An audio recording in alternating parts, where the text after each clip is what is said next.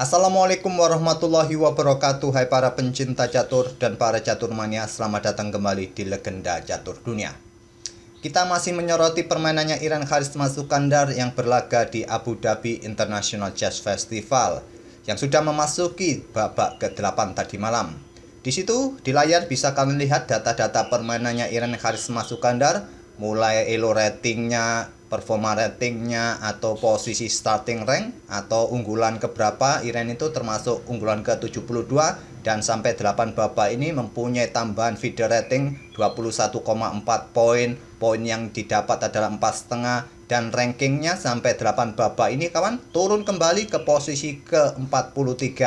Setelah sebelumnya di babak ke-6 kawan posisinya cukup bagus, Iran menempati 5 besar tapi kalah dari Jordan Van Foreest di babak ke-7, akhirnya melorot ke posisi ke-21 dan di babak ke-8 kembali mengalami kekalahan atas Grandmaster asal Azerbaijan Mohammad Moradi. Dan nanti di babak terakhir, di babak ke-9, Iran ini kembali menemui seorang Grandmaster asal India, yaitu Leon Mendoka yang merupakan Grandmaster muda kawan. Terbilang Mendoka ini juga terbilang cukup kuat permainannya.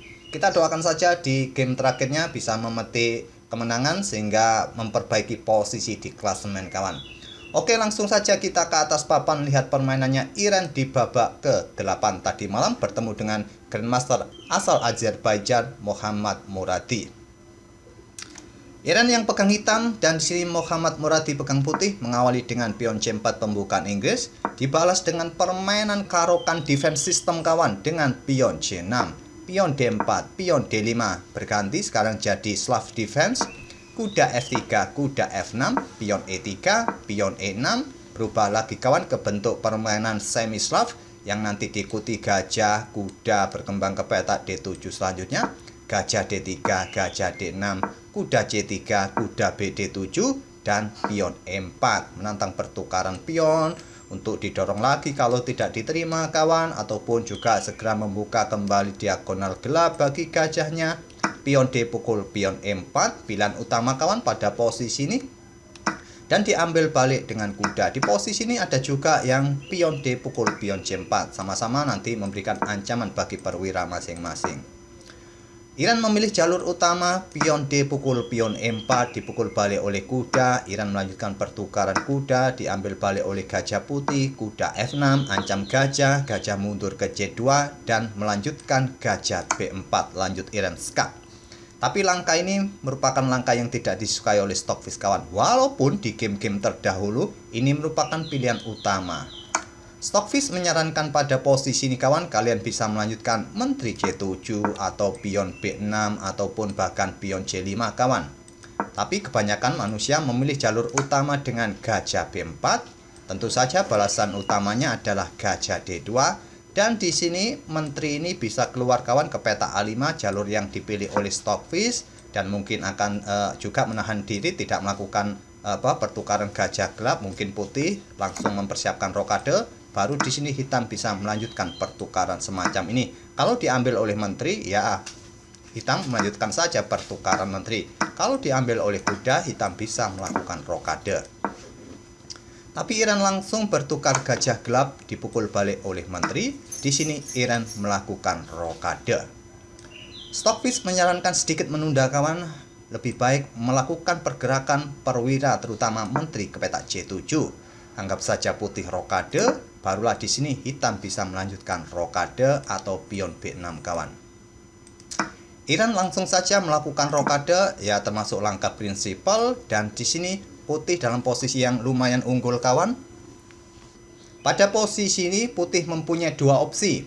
Apakah ingin lukir ke kanan atau lukir ke kiri?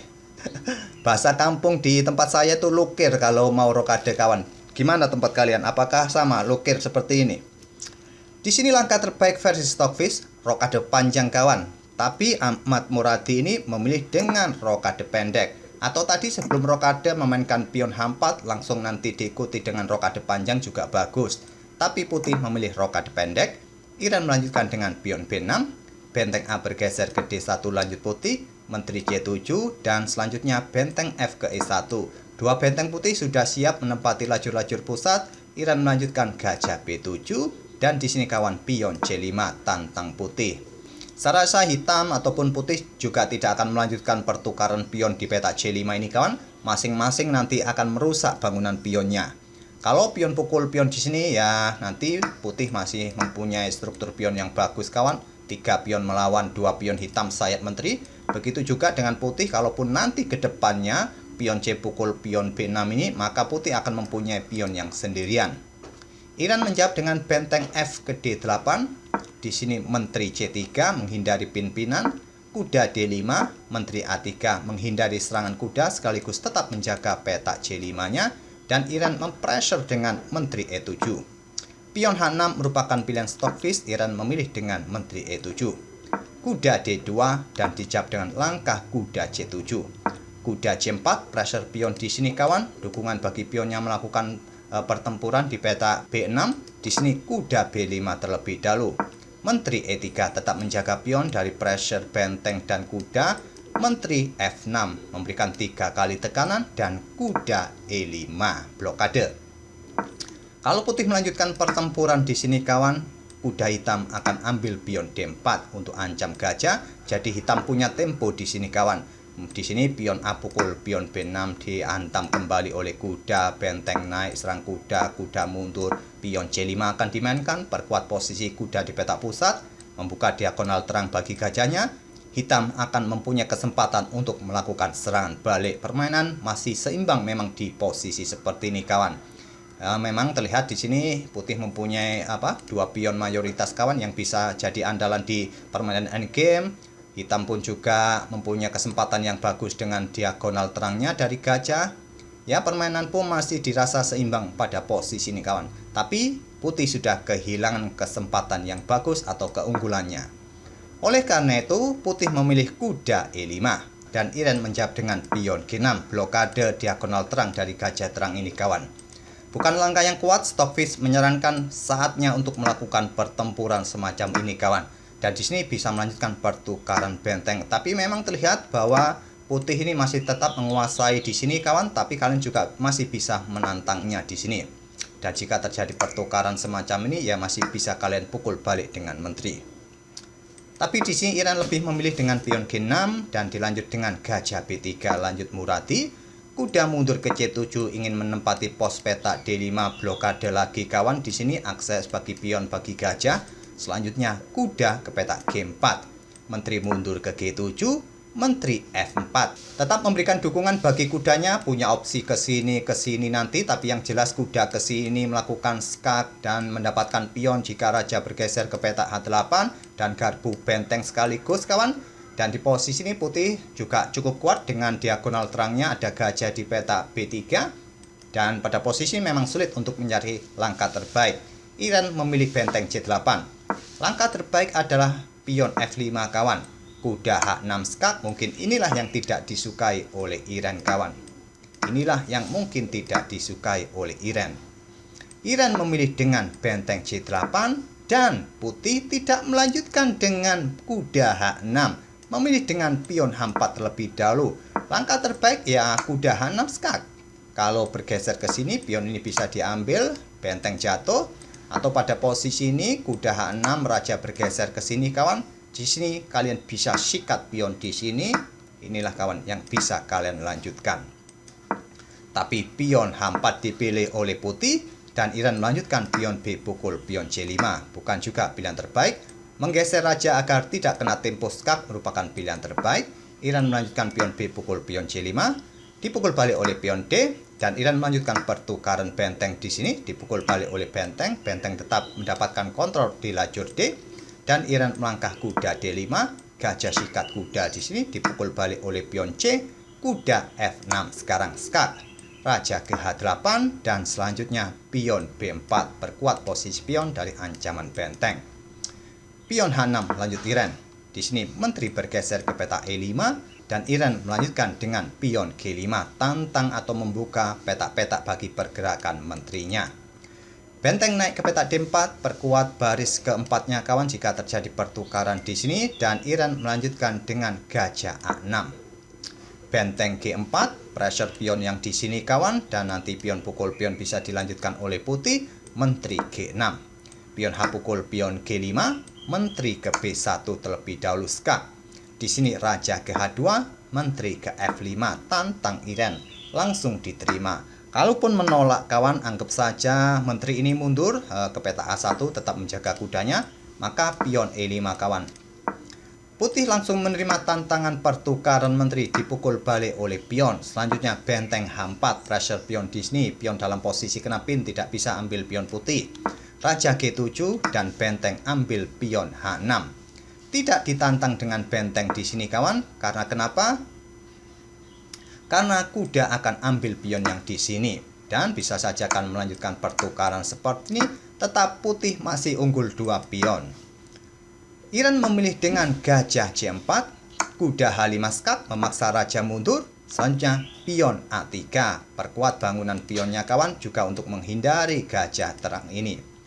Benteng D8, selanjutnya pion C6, pion D4, pion C7, benteng C8, menghentikan laju pion.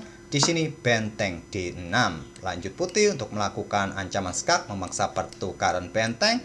Terlebih dahulu raja bergerak ke H7. Kenapa pada posisi ini hitam tidak berani ambil pion ini kawan?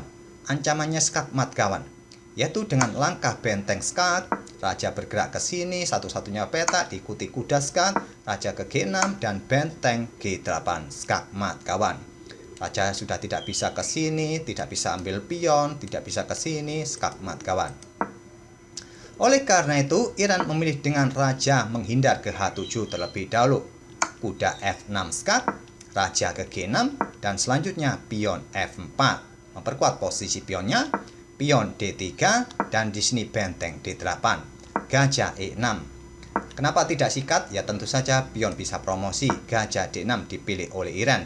Dan tidak melanjutkan pertukaran karena pion hitam ini juga dalam posisi mengancam promosi. Di sini pion disikat terlebih dahulu, Iren ambil pion C7. Sekarang benteng kembali ke D8, tetap memberikan ancaman skakmat, antisipasi dari Iren benteng C8. Terjadi pertukaran, dipukul balik oleh gajah. Kita temui permainan endgame gajah versus kuda dengan keunggulan putih 2 pion. Dalam posisi kalah sekarang Iren kawan, kalah 2 pion, apalagi posisi pion-pion ini nanti bisa ditempatkan di petak gelap semua, jadi tinggal raja nanti bisa melangkah kemana. Dan posisi raja hitam ini pun juga kurang bagus kawan, dia membutuhkan banyak tempo atau tidak bisa mengawal pion-pion putih sayap raja ini. Raja putih G3 dipilih oleh Muradi, raja hitam G7 ingin manuver ke sini nanti kawan.